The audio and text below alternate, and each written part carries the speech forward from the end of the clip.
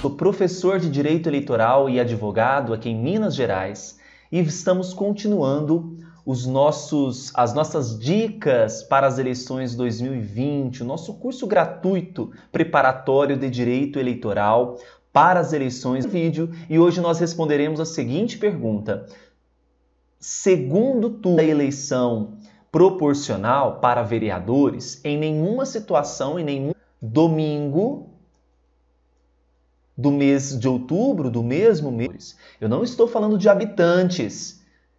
Não estou falando de habitantes, isso votos. O que significa isso? Nenhum candidato passou dos 50% que foram dados, descartados, brancos e nulos.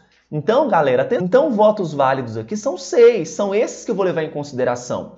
Então, dentro de 3, 4. Se ele não alcançou essa maioria absoluta, nós temos B, C e D para a prefeitura do município X. Os dois mais votados foram o A e o B.